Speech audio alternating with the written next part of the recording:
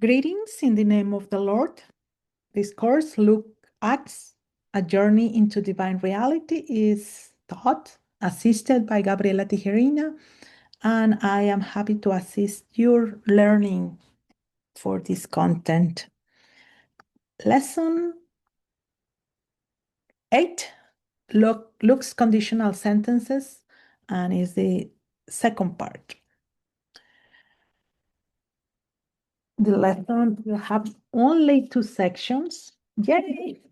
Good for you. And just let us start with this argument. We left our last lesson with a list of all the conditional sentences present in Luke's writings. Oh, my printer is making noises. In this lesson, we will not focus on studying each sentence in detail because the purpose of this course is not merely to analyze grammatical or rhetorical sentences. Instead, our goal is to pay attention to the moments where Luke is revealing divine reality.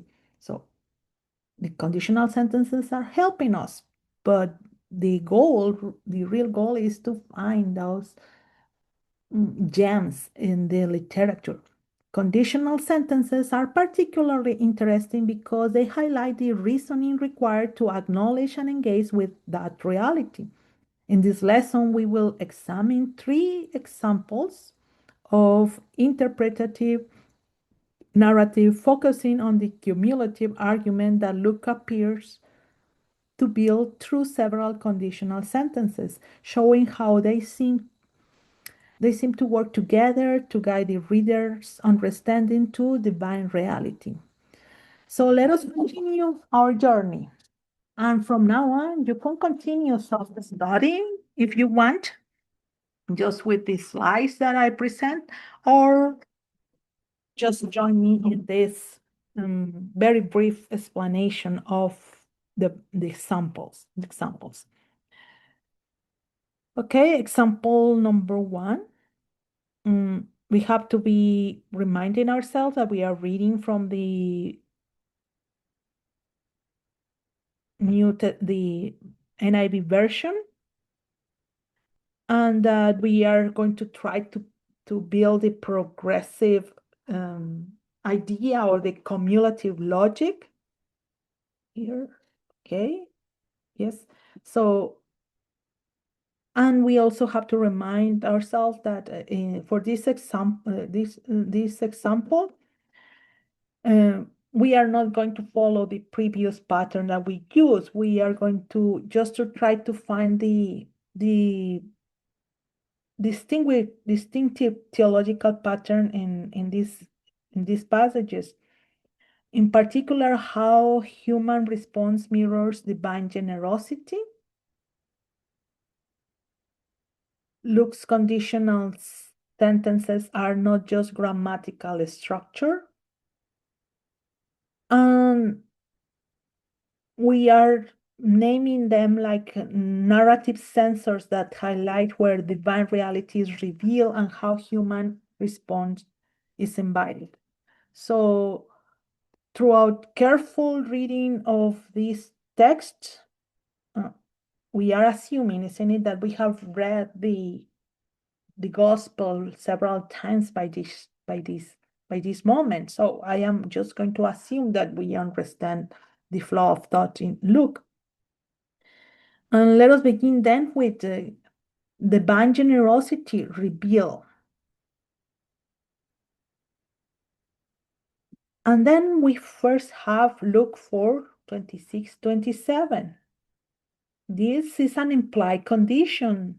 The narrative highlights God's generosity extending beyond expectations and conditionals signals where the reader should notice the divine initiative. This is an implied condition. This is when Luke was talking in the synagogue, yet Elijah was not sent to any of them, but to a widow in Sepharad in Israel. And God had sent Elisha to none of them in Israel except to Naaman the Syrian. So God's generosity is extending beyond expectations. That's a reality. Then it builds the passage in Luke 5. The teachers of the law and the Pharisees began thinking to themselves, who is this fellow who speaks blasphemy, who can forgive sins but God alone? So the implied condition again here is the generosity is tied to divine authority, showing that God initiates blessings, not humans. So here generosity is tied to divine authority.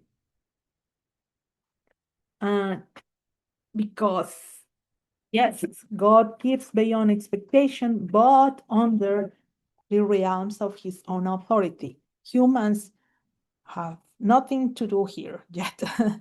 So then we come to Luke 13, 11:30. Now we have a condition, a real conditional sentences. The other were implied conditions. We have, if you then thought you are evil, even if you then thought you are evil, know how to give good gifts to your children, now how much more will your Father in heaven give the Holy Spirit to those who ask him? The conditional is the human is that if you, how much more, frames God's generosity relationally. Now it is here the human factor. The human example reveals that divine factor emphasizing attentiveness to God's gift. Although it is the human factor here.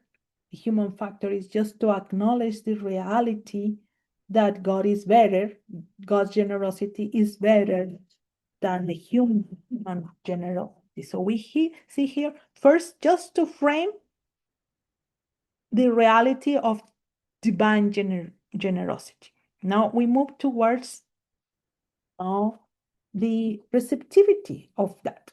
Luke shows that divine generosity requires human perception, as we saw the last passage, attentiveness and receptivity. So let us see how it goes. Now in Luke 10, it says, if a town welcomes you, the disciples welcomes you, disciples, let your peace rest on it. If it does not, it will return to you. Here the conditional highlights human receptivity. Blessings flow through the human response to divine peace. So here it is, God is going to provide that peace, but it is conditioned to that reaction that the disciples have. Then we have number 2, we are building these blocks. Luke 12, 26 and 28 says, if he is not aware of what happens in his household, remember we have seen this passage already, how will he take care of it? Consider how God clothes the wilderness with wildflowers, how much more will he care for you? Okay, no, this is not the same passage as 17, isn't it? Sorry. So attention is a condition for perceiving God's generosity. So conditional sentence again acts as a sensor guiding readers to notice the human side of divine human interaction. So first it was God's generosity, then how we perceive it. We perceive it, and it is building the response. How are we perceiving it? So number 3, Luke 17. Okay, here it goes. If you have faith as small as a mustard seed, nothing will be impossible for you. So faith enables humans to perceive and participate in divine action. Conditional sentences emphasize human readiness as prerequisite for experiencing God's generosity. Can we see it? So how all this conditional block A and now block B is preparing to now, are you ready to respond? Are you ready? You have to identify what is God's generosity, because in our perception and without faith, we cannot see it. But if it is revealed and we have faith, then we can proceed to identify God's generosity. So human receptivity is a bridge between divine initiative and human mirrored action. Conditional sentences highlight the causal and relational link showing where attention is required. And now let us move to block C.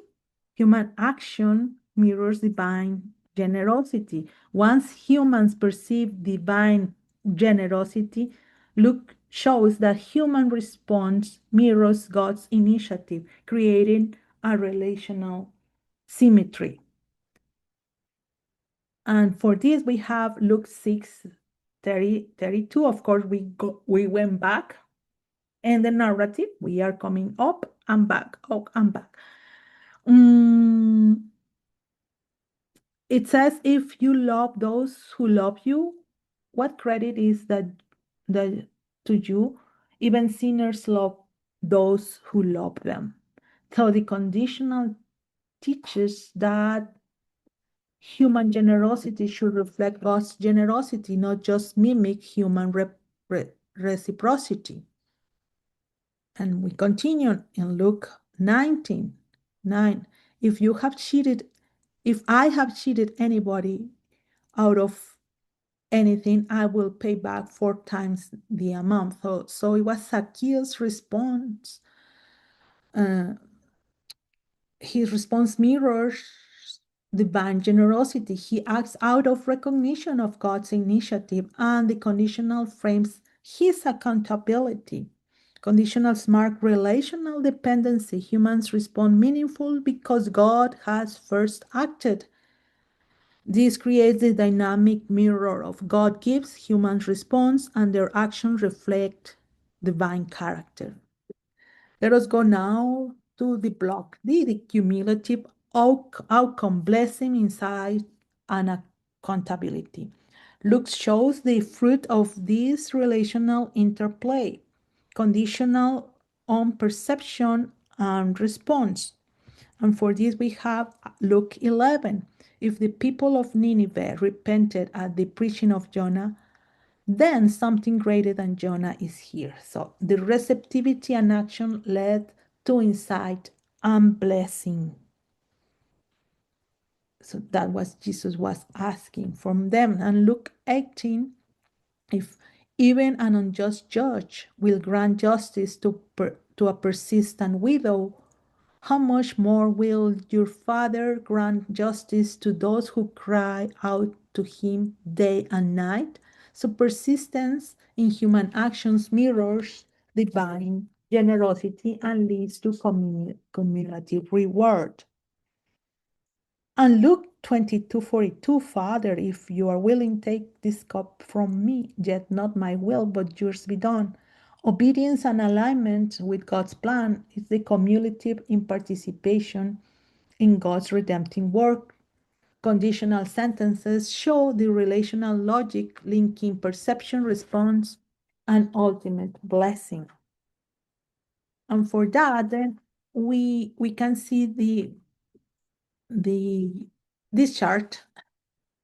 So when we can see the progress, trying to trace the progress. Start with conditional sentence that reveals divine generosity, highlighting God's initiative. And then, yes, after that, we be here, well, we can put 4, 5, 11 in parentheses because it is farther in the narrative. And then we come to human attention and receptivity. Once we are aware of divine generosity, we have our responses in Luke 10, 12, and 17.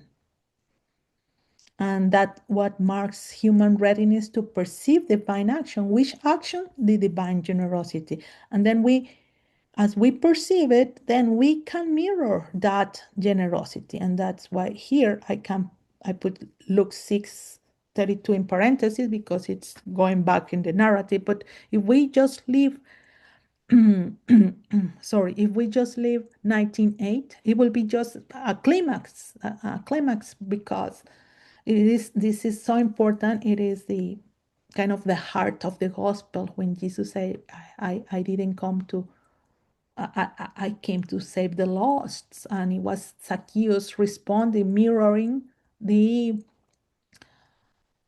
God's generosity, the divine generosity, mirroring because Jesus came to his house.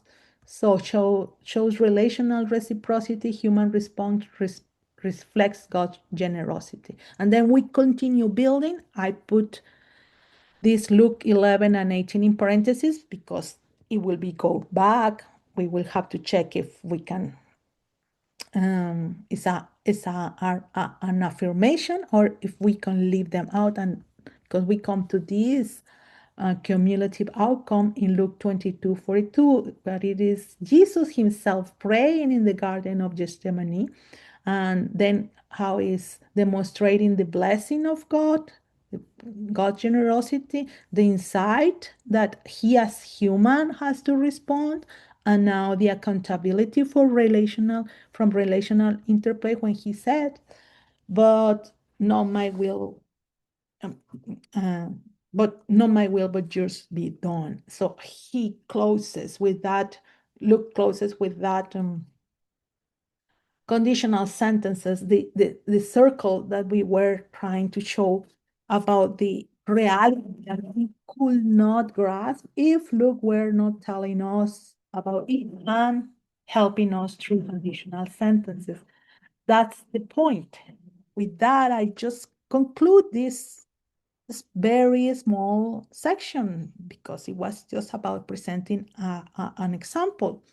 So in this sequence, conditional sentences in Luke function as a structural markers of relational theology. They show where divine generosity occurs, where human attention is needed, how humans are invited to respond, and what cumulative outcomes result. The pattern is not abstract or arbitrary. It is dynamic, relational, and cumulative, inviting readers to see God's generosity and respond in kind.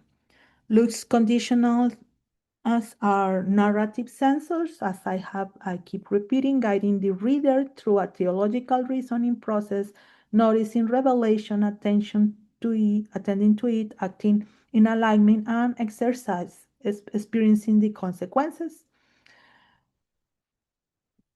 So in this example, this teaches us that human response is deeply intertwined with divine initiative, and conditional sentences are the hidden support that makes this relational theology intelligible. And with this, we conclude this section. We have two more examples to come.